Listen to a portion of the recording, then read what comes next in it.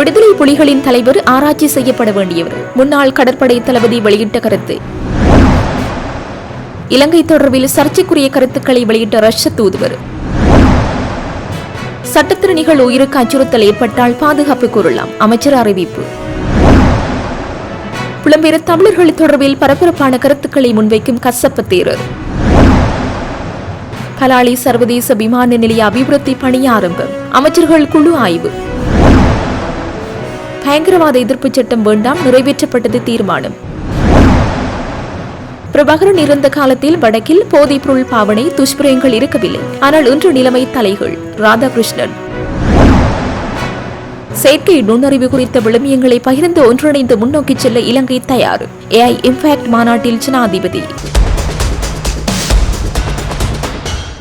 தமிழீழ விடுதலை புலிகள் தலைவர் பிரபாகரன் என்ற தனிநபர் ஆராய்ச்சிக்குட்படுத்தப்பட வேண்டியவர். இளைஞர்கள் சிலர் ஒன்றிணைந்து ஆரம்பித்த அந்த அமைப்பை பாரிய ஆயுதப்படை ஏற்படுத்தி மேலும் பெரும் சக்தி வாய்ந்த கடற்படையாக கடற்புலிகளை உருவாக்கியவர். அத்தோடு ஓரளவுக்கு விமானப்படையோடு முறையான விநியோக வலையமைப்பை பணம் இல்லாமல் யுத்தத்தை நடத்தியதோடு தலைமைத்துவம் வழங்கியதை நாம் பாராட்ட வேண்டும் என இலங்கை கடற்படையின் முன்னாள் தளபதி ஜெயநாத் குழம்பகே தெரிவித்துள்ளார். இணையதளம் ஒன்றுக்கு வழங்கிய பிரத்யேக சபையிலேயே இதனை குறிப்பிட்டுள்ளார். தொடர்ந்து பேசியவர், விடுதலை புலிகளின் தலைவர் பிரபாகரனின் செயற்பாடுகளை நான் சரி என்று சொல்ல வரவில்லை. அந்த அமைப்பு கொடூர பயங்கரவாத அமைப்பாகும். அவரின் ஒரு கோட்பாடுதான் கொடூரத்தன்மை. யாருக்கும் எவ்வித மன்னிப்பும் கிடையாது. சிங்கள மக்களாக இருக்கட்டும் அல்லது தமிழ் அரசியல்வாதிகள் அல்லது தங்களின் அமைப்பினராக இருந்தாலும் பிழை செய்தால் அவ்வளவுதான். அந்த அமைப்பில் அவர் வகித்த பாத்திரம் தொடர்பில் நோக்கினால் அந்த அபூர்வ ஆற்றல் செயற்பாடுகளை ஆராய்ச்சி செய்ய வேண்டும். அது முக்கியமானதாகும். சீன தத்துவ ஆசிரியரான சுன் குறிப்பிடுவது போல் எந்த நேரமும் எதிரணியின் பலம் மற்றும் பலவீனங்களை ஆராய்ச்சி செய்ய வேண்டும். அப்போதுதான் யுத்தத்தில் வெற்றி கொள்ள முடியும். அந்த நோக்கத்தை முன்கொண்டே பிரபாகரன் தொடர்பில் ஆராய்ச்சி செய்ய வேண்டும் என தெரிவித்தேன். அவர் தொடர்பில் தொடர்ச்சியாக ஆராய்ச்சி செய்தால் அரசாங்கம் விட்ட தவறுகள் யுத்தமே இவ்வளவு காலம் நடைபெற்றது என்பதில் தெளிவொன்றை பெற்றுக்கொள்ள செயற்படலாம். தெளிவொன்றை பெற்றுக்கொண்டு செயற்படலாம். இறுதி போர் தொடர்பில் அநேக நூல்கள் வெளிவந்துள்ளன. அதை நான் வாசித்திருக்கின்றேன். ஆனால் நாங்கள் மத்தியஸ்தமாக ஒன்றும் செய்யவில்லை என குறிப்பிட்டார்.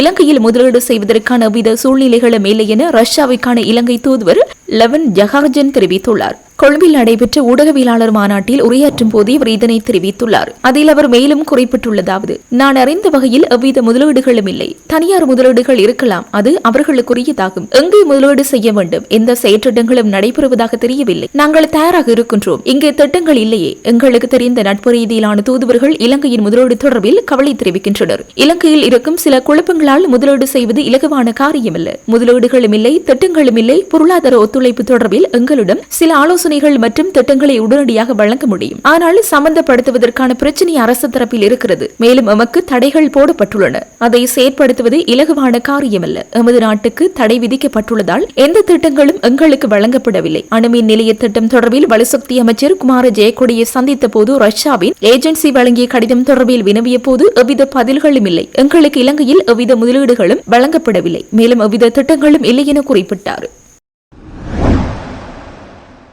நாட்டில் உள்ள ஒரு சட்டத்திறனிகள் தங்கள் உயிருக்கு அச்சுறுத்தல் இருப்பதாக உணர்ந்தால் பொது பாதுகாப்பு அமைச்சின் மூலம் பாதுகாப்பு கோரலாம் என்று நீதியமைச்சர் சட்டத்திறனி ஹர்சன நாணயக்கார தெரிவித்துள்ளார். இன்று நடைபெற்ற சிறப்பு ஊடக சந்திப்பில் கலந்து கொண்டு அமைச்சர் இந்த கருத்தை வெளியிட்டுள்ளார். அக்குறைகுட பகுதியில் சட்டத்திறனி மற்றும் அவரது மனைவி சுட்டுக் கொல்லப்பட்டதை தாம் கண்டிப்பதாக கூறியுள்ளார். இதேவேளை இந்த கொலையை செய்தவர்கள் மன்னிக்கப்பட மாட்டார்கள் என்றும் அவர்கள் சட்டத்தின் பிடியிலிருந்து தப்பிக்க அனுமதிக்கப்பட மாட்டார்கள் என்றும் அவர் வலியுறுத்தியுள்ளார். இருப்பினும் இந்த சம்பவத்தின் விளைவாக எந்த சட்டத்திறனிகளும் அச்சுறுத்தப்படவில்லை என்பதையும் அவர் சுட்டிக்காட்டியுள்ளார். இது எதிர்க்கட்சி உள்ளிட்ட குழுக்களால் உருவாக்கப்பட்ட ஒரு குழப்பம் என்றும் அமைச்சர் மேலும் கூறியுள்ளார்.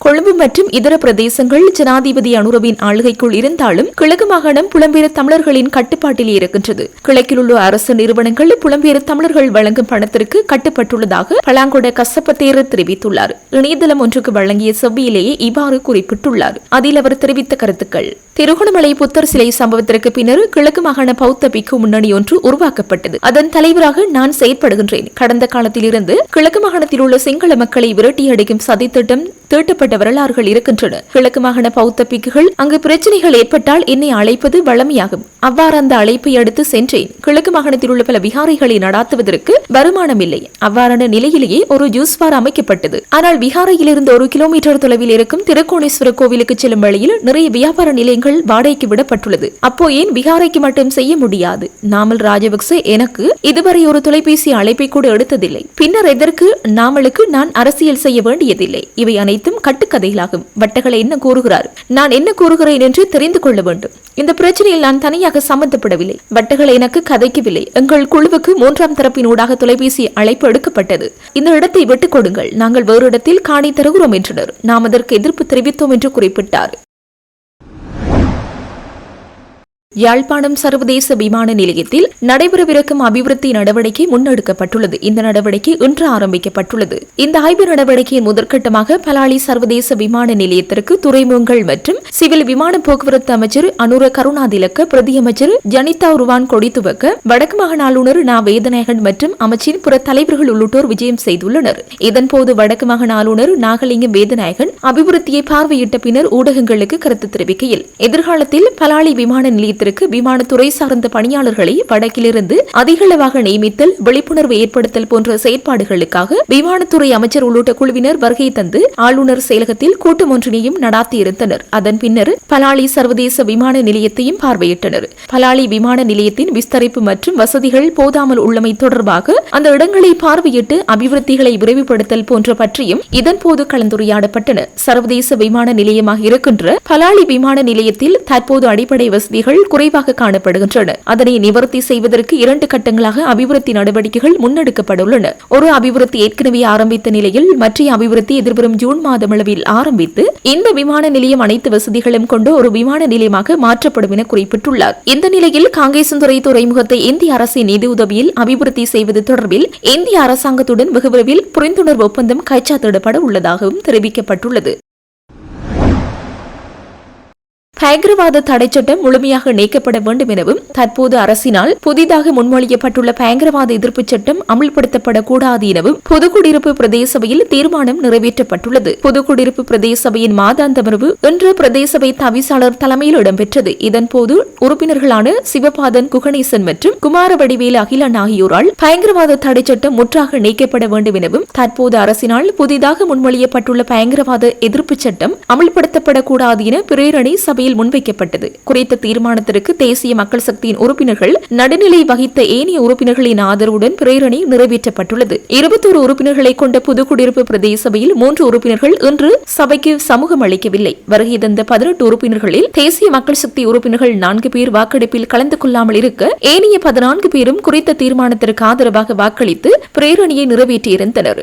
இதேவேளை பயங்கரவாத தடைச்சட்டம் முழுமையாக நீக்கப்பட வேண்டும் எனவும் தற்போது அரசினால் புதிதாக முன்மொழியப்பட்டுள்ள பயங்கரவாத எதிர்ப்பு சட்டம் அமல்படுத்தப்படக்கூடாது எனவும் வலிகாமம் வடக்கு பிரதேச சபையில் தீர்மானம் நிறைவேற்றப்பட்டுள்ளது. யாழ் வலிகாமம் வடக்கு பிரதேச சபையின் மாதாந்த அமர்வு இன்று பிரதேச சபையின் தவிசாளர் சோமசுந்தரம் சுகீர்தன் தலைமையில் இடம்பெற்றது. இதன்போது தவிசாளரால் பயங்கரவாத தடைச்சட்டம் மற்றும் தற்போது அரசினால் புதிதாக முன்மொழியப்பட்டுள்ள பயங்கரவாத எதிர்ப்பு சட்டங்களுக்கு எதிராக சபையில் பிரேரணை முன்வைக்கப்பட்டது. குறித்த தீர்மானத்திற்கு தேசிய மக்கள் சக்தியின் உறுப்பினர்கள் எதிர்ப்பை தெரிவித்த நிலையில் ஏனைய உறுப்பினர்களின் ஆதரவுடன் பிரேரணை நிறைவேற்றப்பட்டுள்ளது. பாதுகாக்கும் சட்டவிரைவில் அமலாக்கம் செய்யக்கூடாது என பயங்கரவாத சட்டம் முற்றாக நீக்கப்பட வேண்டும் என்ற பிரேரணையை முன்வைத்து முன்வைக்கப்பட்டது. அரசாங்கத்தினால் முன்மொழியப்பட்ட பயங்கரவாதத்திலிருந்து அரசை பாதுகாக்கும் சட்டவிரைவில் அமலாக்கம் செய்யக்கூடாது என்பதனையும் தற்போது நடைமுறையில் காணப்படும் பயங்கரவாத சட்டம் முற்றாக நீக்கப்பட வேண்டும் என்பதையும் சபை ஏகமனதாக தீர்மானம் எடுக்கப்படும் என கேட்டதுக்கு நாங்கள் தேசிய மக்கள் சக்தியின் உறுப்பினர்கள் தவிர்ந்த ஏனையோர் எல்லோருமே அந்த சட்டத்திலே பயங்கரவாத தடை சட்டம் நீக்கப்பட வேண்டும் என்பதை அங்கீகரித்து என்றதே இருந்தார். குறித்த விடயம் அமலாக்கம் செய்தல் நீக்குதல் என்பது உள்ளூராட்சி மன்றத்தின் அதிகாரத்துக்கு அப்பாற்பட்டது. ஆனாலும் இது எங்களுடைய பாராளுமன்றத்தின் தொடர்பு என்பதை நாங்கள் அறிவோம். ஆனாலும் எங்களுடைய எதிர்ப்பினையும் எங்களுடைய மக்களுடைய எதிர்ப்பினையும் எங்களுடைய பிரதேச சபையும் தெரிவிக்கின்றது என்ற அடிப்படையில் தான் இந்த பயங்கரவாத தடை சட்டத்தை முற்றாக ஒழிப்போம் என்ற வாக்குறுதியினை, அதாவது இந்த அரசாங்கம், அந்த தேசிய மக்கள் சக்தி அரசாங்கமானது பயங்கரவாத சட்டத்தினை முற்றாக ஒழிப்போம் என்ற வாக்குறுதியை மக்களுக்கு வழங்கி அதன் மூலம் தமிழ் மக்கள், சிங்கள மக்கள் வாக்களை பெற்று ஆட்சிக்கு வந்த இந்த அரசாங்கம் பயங்கரவாதத்திலிருந்து அரசை பாதுகாக்கும் சட்டம் என்ற பெயரில் நடைமுறையில் காணப்படும் பயங்கரவாத சட்டத்தை விட மிக மோசமான ஒரு பயங்கரவாத சட்ட விரைவினை முன்வைத்துள்ளது. குறித்த சட்டம் மூலம் சர்வதேச சட்டங்களை முழுமையாக இணங்கவில்லை. இதனால்தான் சர்வதேச நாடுகள் இந்த சட்டத்தை நீக்குமாறு புதிய சட்டங்களை கொண்டு வருவதற்கும் தடை செய்ய வேண்டும் எனவும் கூறி வருகின்றனர். மாற்றம் அமைக்க வேண்டும். அந்த சர்வதேச சட்டத்தில் முரணாக காணப்படுவது ஐக்கிய நாடுகள் மனித உரிமை பேரவையின் விசேட அறிக்கையாளரும் கவலை வெளியிட்டிருக்காங்க. பத்திரிகைகளையும் ஊடகங்கள் ஊடாக அந்த இந்த நிலையை சுருத்த சட்ட விரைவாய் ஆலோசனை பொதுமக்கள் 2ஆம் தேதிக்கு முன்னம் சமர்ப்பிக்கலாம் என்ற தேசிய ஒருமைப்பாடு அமைச்சர் கரசன நாணயக்காக கூறினார். இந்த அடிப்படையில் மக்களால் தெரிவு செய்யப்பட்ட இச்சபை மக்களுக்கு இடர் ஏற்படுகின்ற விடயங்கள் கொண்டு வரப்படும் முன்பு அதற்கு எதிராக கண்டன குரல் எழுப்ப வேண்டிய மக்களின் எண்ணங்களை பிரதிபலிப்பதாக நாம் இருக்க வேண்டியதும் மக்கள் பிரதிநிதிகள் என்ற வகையில் நமக்கே உரித்தான கடமையாம். அப்பயங்கரவாதத்தில் இந்த அரசை பாதுகாக்கும் சட்டப்பேரவையில் அமலாக்கம் செய்யக்கூடாது என்பதை இச்சபை ஏகமனதாக தீர்மானிக்கப்படும் என கூறப்பட்டதுக்கு இணங்க இன்றைக்கு எங்களுடைய ஏனைய எல்லா கட்சிகளும் ஒன்றிணைந்த போதும் தேசிய மக்கள் சக்தியைச் சேர்ந்தவர்கள் அது தங்களுடைய எதிர்ப்பினையும் நாங்கள் ஆதரவில்லை அத்துறை சட்டப்பேரவையினை அமல்படுத்தக்கூடாது என்று எழுகின்ற எதிர்ப்பலைகளுக்கு சாதகமாக பயன்படுத்தி கொண்டு குறித்த புதிய சட்டமன்றத்தை கைவிட்டு பழைய பயங்கரவாத சட்டத்தினை அப்படியே தொடர்ந்து சொல்லக்கூடிய கவட நாடகம் இந்த அரசிடம் காணப்படுது. இந்த கவட நாடகம் கூட கடந்த காலங்களில் இந்த பயங்கரவாத சட்டத்தினால் மிகவும் பாதிக்கப்பட்ட சிங்கள மக்கள் அல்ல சிங்கள கட்சி என்ற அடிப்படையில் தேசிய மக்கள் சக்தி அதாவது அப்போது இந்த JVP அரசும் இந்த சட்டத்தினால் கூடுதலாக பாதிக்கப்பட்டது. ஆனால் இன்றைக்கு ஆட்சி வீடம் ஏறியவுடன் அவர்களும் தமிழ் மக்களுடைய குரலை நசுக்கிற சட்டமாகவே தான் இந்த பயங்கரவாத சட்டத்தை எதிர்நோக்கிறார். அதை விடுத்து தமிழ் மக்கள் மட்டுமல்ல சிங்களவரையும் குறிப்பாக பதவியில் இருக்கும் JVP அரசாங்கத்தின் அன்றைய காலங்களில் பல கொடுமைகளை புரிந்துள்ள பயங்கரவாத சட்டத்தை முற்றாக ஒழிக்கப்பட வேண்டும் சபை ஏகமனதாக தீர்மானிக்கப்பட கேட்டதற்கு நாங்கள் எங்களுடைய பிரதேச சபையினுடைய தேசிய மக்கள் சக்தி உறுப்பினர் சபை ஏனையவர்கள் இந்த சட்டத்தை முழுமையாக நடைமுறைப்படுத்த நீக்கப்பட வேண்டும் என்பதில் உறுதியாக இருந்த இன்றைய தீர்மானம் முன்மொழியப்பட்டிருக்கு. பிரபாகரன் இருந்த வடக்கில் போதைப்பொருள் பாவனை மற்றும் துஷ்பிரயங்கள் இருக்கவில்லை. ஆனால் இன்று அங்கு நிலைமை தலைகீழாக காணப்படுகிறது. மலையகத்திலும் அவ்வாறான தன்மையே காணப்படுகிறது. இஸ்லாமிய நாடுகளில் போதைப்பொருள் மற்றும் துஷ்பிரயங்களுக்கு கடுமையான தண்டனைகள் வழங்கப்படுகின்றன. அந்த தண்டனைகள் இங்கும் வழங்க வேண்டும். தண்டனைகள் கடுமையானால் தான் குற்றங்கள் குறையும் என மலையக மக்கள் முன்னணி தலைவரும் ஐக்கிய மக்கள் சக்தியின் நுவரெலியா மாவட்ட பாராளுமன்ற உறுப்பினருமான ராதாகிருஷ்ணன் வலியுறுத்தினார். பாராளுமன்றத்தில் இன்று நடைபெற்ற நீதித்துறை சட்டமூலம் மற்றும் நஞ்சிகள் அபின் மற்றும் அபாய ஓடுதங்கள் சட்டமூலம் மீதான விவாதத்தில் உரையாற்றுகையில் மேற்கண்டவாறு குறிப்பிட்டார். ஒரு காலத்திலே வடகிழக்கிலே இதெல்லாம் இல்லவே இல்லை. பிரபாகரன் இருந்த காலகட்டங்களிலே இவ்வாறான போதைப்பொருள் பாவிப்பதோ அல்லது துஷ்பிரயோகம் செய்வதோ அதிலே இல்லாமல் இருந்தது. ஆனால் இன்று அதிகமாக அங்கு பாவிப்பதற்கு காரணமாக இருக்கின்றது சட்டம் ஒழுங்கு இந்த நாட்டிலே முறையாக செயல்படவில்லை என்பது ஒரு வருத்தமான செயலாகும். இதே போலதான் மலையக பகுதிகளிலும் இவ்வாறான நிகழ்வுகள் நடைபெறுகின்றது. அண்மை காலங்களிலே பல பாடசாலைகளில் கூட இந்த போதைப்பொருள் விற்பது என்பது சர்வசாதாரணமாக நடைபெற்று வருகின்ற ஒரு விஷயமாகும். ஆகவே இதையெல்லாம் ஒழிப்பதற்கு தற்போதைய அரசாங்கம் ஜனாதிபதி அவர்கள் நடவடிக்கை எடுத்திருக்கின்றார், பாராட்டக்கூடிய ஒரு விஷயம். ஆனாலும் கூட இந்த அரசாங்கம் வந்த பிறகுதான் நான் நினைக்கின்றேன் டெய்லி அதாவது தினந்தோறும் எங்கேயாவது ஒரு கொலை நடைபெற்று வருகின்றதை நாங்கள் அவதானிக்கக்கூடியதாக இருக்கின்றது. ஆகவே இந்த கொலை சம்பிரதாயம் அல்லது இந்த கொலை நடக்கின்ற சம்பிரதாயத்தை ஒழிக்க வேண்டும். ஆகவே இதில் அதிகமாக ஒரு காலத்தில் ஒரு இரட்டை கொலை அல்லது கொலை என்று நடக்கும் பொழுது அதற்கு காரணமாக சொல்லுவார்கள் காணி பிரச்சனை என்று. ஆனால் இன்று காணி பிரச்சனை அல்ல, இந்த போதைப்பொருள் கடத்தல் அதை விநியோகம் செய்வதிலே ஏற்படுகின்ற முரண்பாடு தான் அதற்கு காரணமாக இருக்கின்றது. ஆகவே அதை முற்றுமுழுதாக ஒழிப்பதற்கு இந்த அரசாங்கம் தேவையான நடவடிக்கைகளை எடுக்க வேண்டும். அதற்காக இன்று கொண்டு வரப்பட்ட சட்டத்திற்கு நிச்சயமாக எங்களுடைய ஆதரவை நாங்கள் தெரிவிக்கின்றோம் என்பதை நான் இந்த நேரத்தில் சொல்லிக்கொள்ள விரும்புகிறேன். அது மட்டுமல்லாமல் எங்களுடைய இந்த இவ்வாறான போதைப் பொருள்களை ஒழிப்பதற்கு ஒரு ஒரு ஒரு ஒவ்வொருவரும் பின்பற்றுகின்ற சமயம் அறநெறி நிச்சயமாக இருக்க வேண்டும். அதை நாங்கள் அபிவிருத்தி செய்ய வேண்டும். அல்லாவிட்டால் பிறக்கின்ற குழந்தையோ அல்லது வளர்கின்ற குழந்தையோ ஒரு சமுதாயத்தினுடைய அரவணைப்பு இல்லாமல் அல்லது சமுதாயத்தினுடைய நெறிகளை பின்பற்றாமல் இருப்பதன் காரணமாகத்தான் இவ்வாறான துன்பமுள்ள நிகழ்வுகளுக்கு அவர்கள் தள்ளப்படுகின்றார்கள்.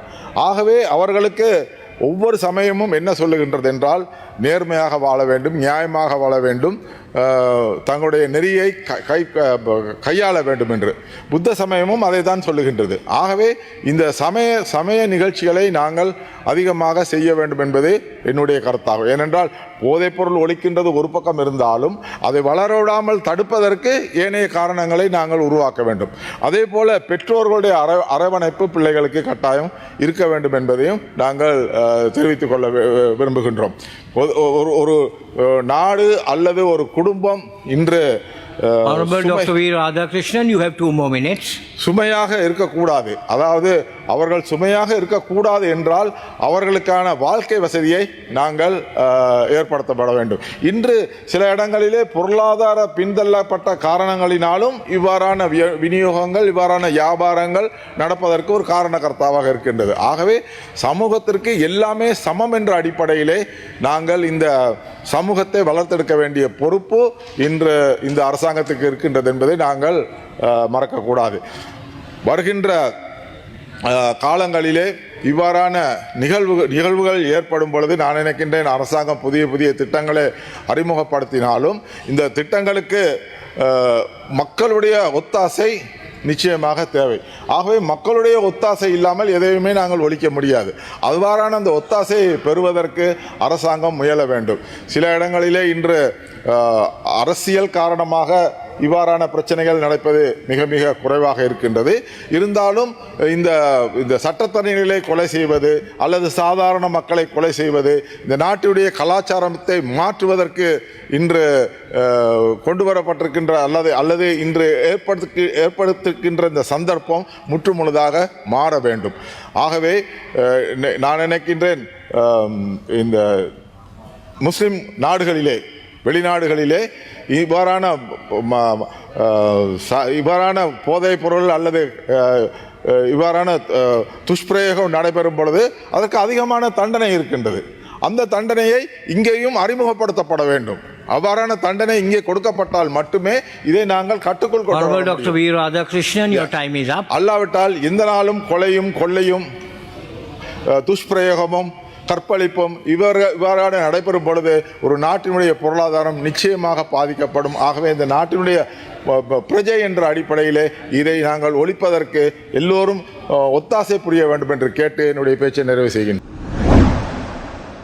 எவரையும் கைவிடாத வகையில் மற்றும் நெறிமுறைகளை அடிப்படையாக கொண்டு செயற்கை நுண்ணறிவு குறித்து பொதுவான விழுமியங்களை பகிர்ந்து கொண்டு பரஸ்பரம் கற்றுக்கொள்வதற்கும் கூட்டு முயற்சியுடன் முன்னோக்கி செல்வதற்கும் இலங்கை தயாராக இருப்பதாக ஜனாதிபதி அனுரகுமார திசாநாயக்க தெரிவித்தார். புதுடெல்லியில் நடைபெற்று வரும் AI இம்பாக்ட் 2026 மாநாட்டின் தலைவர்கள் அமர்வில் இன்று கலந்து கொண்டு உரையாற்றும் போதே ஜனாதிபதி இதனை தெரிவித்தார். செயற்கை நுண்ணறிவு குறித்து இலங்கையின் நோக்கம் என்பது தனித்துவ வெற்றியை பெறுவது அல்ல என சுட்டிக்காட்டிய ஜனாதிபதி தனது நாடு AI உட்கட்டமைப்பு பொருளாதார மற்றும் கலாச்சார ஒத்துழைப்பின் அடுத்த எல்லையாக பார்ப்பதாகவும் குறிப்பிட்டார். எனவே பின்வரும் 4 அடிப்படை விடயங்களை மையமாக கொண்டு பிராந்திய ஒத்துழைப்பை இலங்கை முன்மொழிவதாக ஜனாதிபதி தெரிவித்தார். செயற்கை நுண்ணறிவை மனித குலத்தின் நலனுக்காக பொறுப்புடன் பயன்படுத்துவதை நோக்கமாக கொண்டு AI இம்பாக்ட் 2026 மாநாடு புதுடெல்லியில் நடைபெறுகிறது. இதன் அரசு தலைவர்கள் அமர்வின் ஆரம்ப நிகழ்வு இந்திய பிரதமர் நரேந்திர மோடி தலைமையில் இன்று காலை நடைபெற்றது. ஜனாதிபதி அனுரகுமார திசாநாயக்க, பிரான்ஸ் ஜனாதிபதி இமானுவேல் மக்ரோன், அபுதாபி முடிக்குரிய இளவரசர்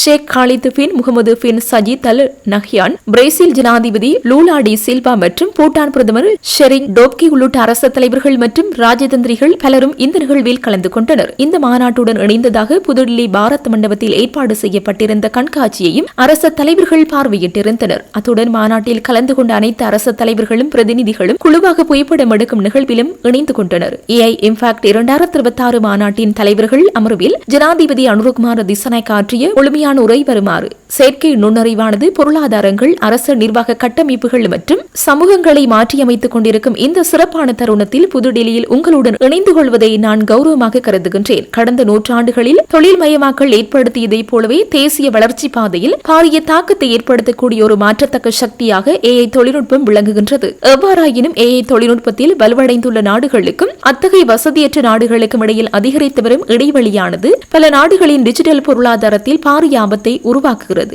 இவ்வாறு பின்தள்ளப்படும் நாடுகள் உலகளாவிய வளர்ச்சி மற்றும் நவீன பொருளாதார வாய்ப்புகளிலிருந்து மேலும் பல்வேறு பக்க விளைவுகளுக்கு உள்ளாக நேரிடும். இதன் மூலம் நாம் எதிர்நோக்கும் அனைவரையும் உள்ளடக்கிய நீதியான மற்றும் நிலையான அபிவிருத்தி இலக்குகளும் அச்சுறுத்தலுக்குள்ளாகின்றன. பல வளர்ந்து வரும் பொருளாதாரங்களையும் போல இலங்கையும் AI தொழில்நுட்பத்தை முழுமையாக பயன்படுத்துவதற்கு தேவையான உட்கட்டமைப்பு வசதிகளை இன்னும் பூர்த்தி செய்யவில்லை. எனவே சரியான நோக்கம் மற்றும் தொலைநோக்கு பார்வையுடன் நாம் நம்பிக்கையுடனும் தயக்கமின்றியும் செயற்பட வேண்டிய தீர்மானமிக்க தருணம் வந்துள்ளது. தொழில்நுட்ப அறிவு கொண்ட இளம் மனித வளம் இலங்கையில் உள்ளது. மேலும் வலுவான சட்ட கட்டமைப்பு மற்றும் சர்வதேச கூட்டாண்மைகளுடன் இணைக்கப்பட்ட பொருளாதார கலாச்சாரமும் எம்மிடம் உள்ளன. நாம் தனிப்பட்ட தரவு பாதுகாப்பு மற்றும் சைபர் பாதுகாப்பிற்கான சட்ட கட்டமைப்புகளை நவீனமயப்படுத்தி டிஜிட்டல் பொது உட்கட்டமைப்பு வசதிகளுக்கு தொடர்ந்து முதலீடு செய்வதுடன் புத்தாக்கங்களை ஊக்குவிக்கக்கூடிய பொதுமக்களின் நம்பிக்கையை பாதுகாக்கக்கூடிய நிறுவனங்களை வலுப்படுத்துகின்றோம். AI தொழில்நுட்பத்தின் நோக்கங்கள், உரிமைகள் மற்றும் பாதுகாப்பு குறித்து உலகம் விவாதித்து வருகிறது. ஆனால் இதுவரை கவனிக்கப்படாத ஒரு முக்கியமான அம்சத்தை நான் சுட்டிக்காட்ட விரும்புகின்றேன். அதுதான் கலாச்சார பொருத்தப்பாடு.